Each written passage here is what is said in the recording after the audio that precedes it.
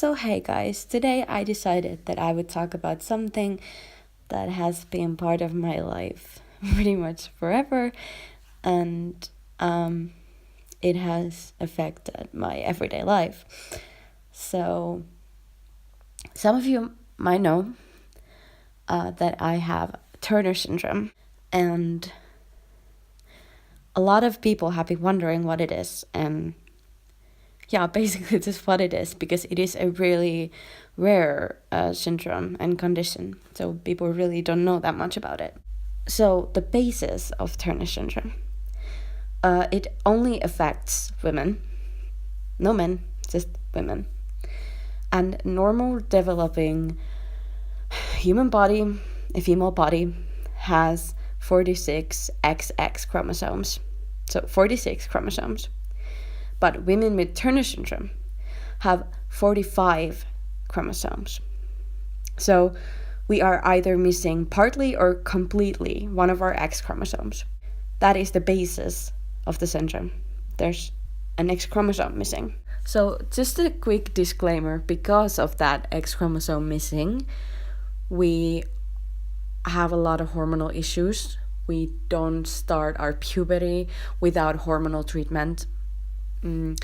Also, because of our hormonal issues, we are unable to have children. We don't start our period and everything that comes along with normal puberty development. We don't do that without hormonal treatment.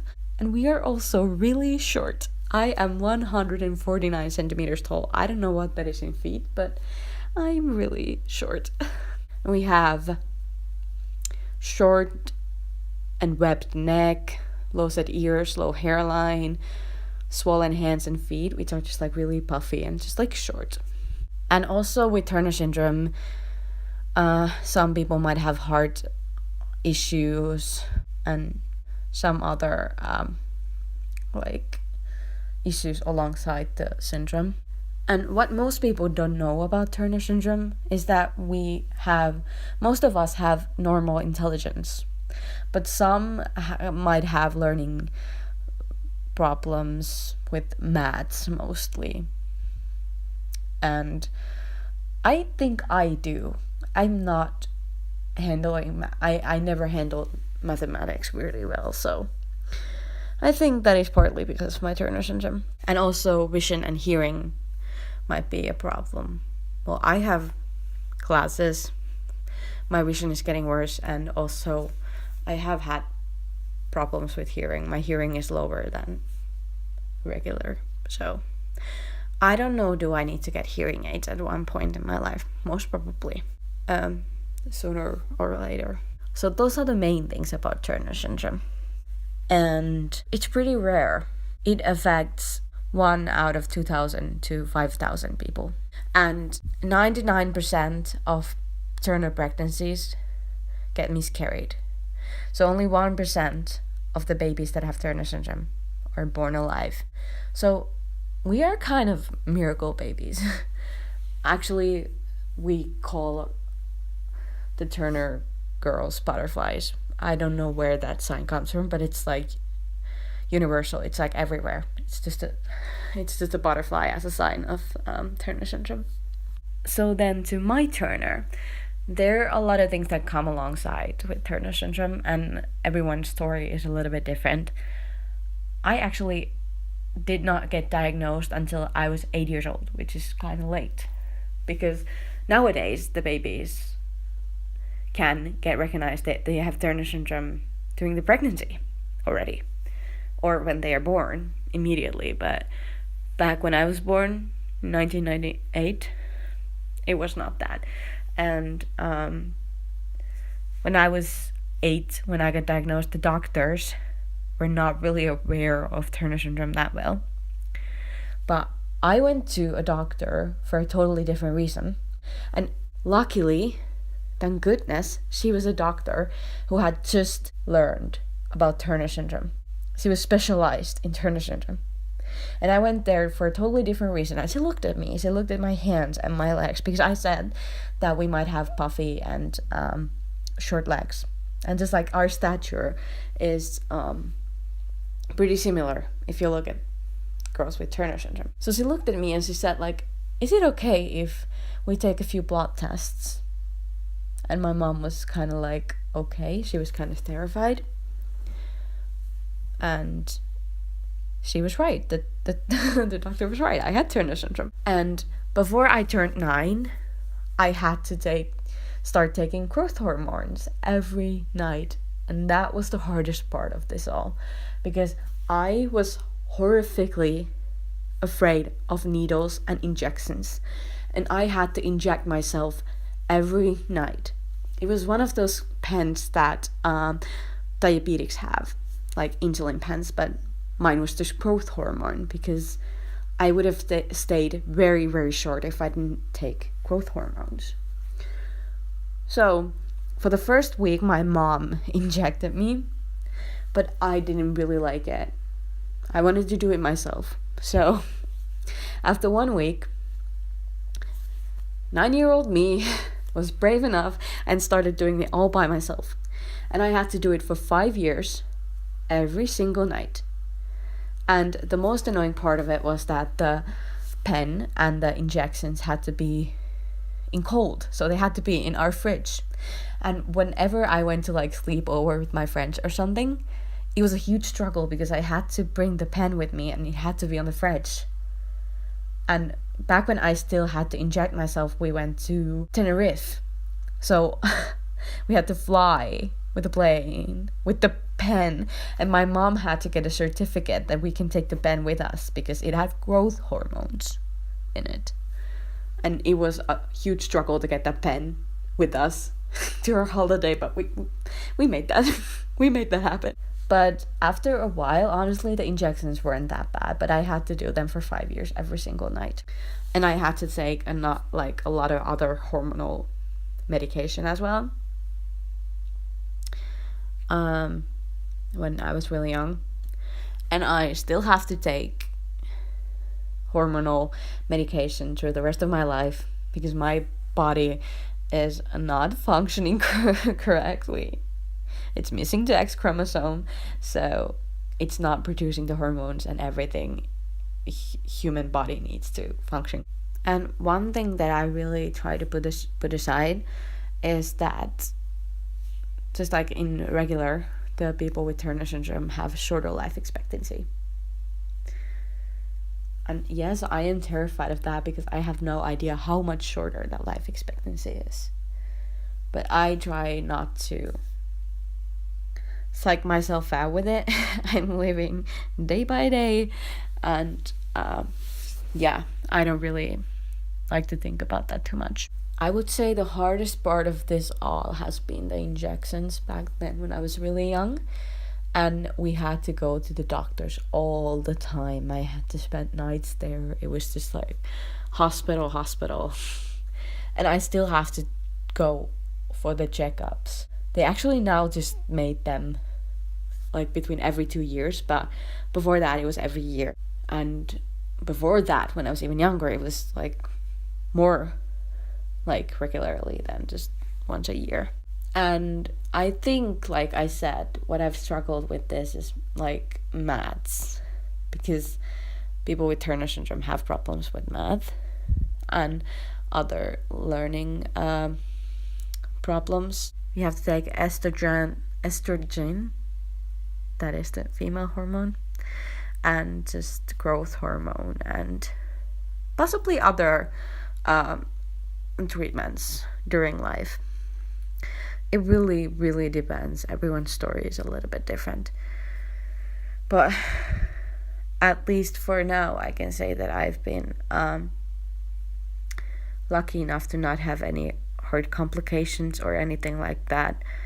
I get checked out because of this. I get checked out for my heart every now and then, and it's a relief to do that because then everything is fine.